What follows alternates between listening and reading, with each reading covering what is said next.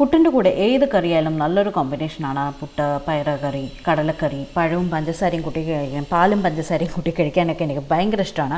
ഇന്നൊരു ചെറുപയർ കറിയാണ് ഉണ്ടാക്കാൻ പോകുന്നത്. പ്രഷർ കുക്കറിലേക്ക് ഞാൻ 2 മണിക്കൂർ കുതിർത്ത് വെച്ച ചെറുപയർ, 1/4 ടീസ്പൂൺ മഞ്ഞൾപ്പൊടി, ആവശ്യത്തിന് ഉപ്പ് ഇത്ര ഇട്ടിട്ട് 2 വിസിലിന് വേവിച്ചു. അരപ്പിന് വേണ്ടിയിട്ട് ഒരു 1/4 കപ്പ് തേങ്ങ, ഒരു 2 പച്ചമുളക്, ഒരു നുള്ളം ജീരകം, എന്നിട്ട് ആവശ്യത്തിന് വെള്ളം ഒഴിച്ചിട്ട് നന്നായിട്ടൊന്ന് അരച്ചെടുക്കുക. പ്രഷറൊക്കെ പോയ ശേഷം കുക്കർ തുറന്നിട്ട് നമ്മൾ അരച്ചു വെച്ച തേങ്ങയുടെ പേസ്റ്റും ആവശ്യത്തിന് വെള്ളം ഒഴിച്ചു കൊടുത്തിട്ട് നന്നായിട്ടൊന്ന് തിളപ്പിച്ചെടുക്കുക. വളരെ സിമ്പിളായിട്ടുള്ളൊരു കറിയാണ്. ഇതിലേക്ക് ഒരു 1/4 ടീസ്പൂൺ ഗരം മസാലയും കൂടി ഇട്ട് കൊടുക്കുക. പിന്നെ നമുക്ക് കടുവറ പരിപാടിയാണ്. തളിക്കുന്ന പാത്രം എടുക്കുക.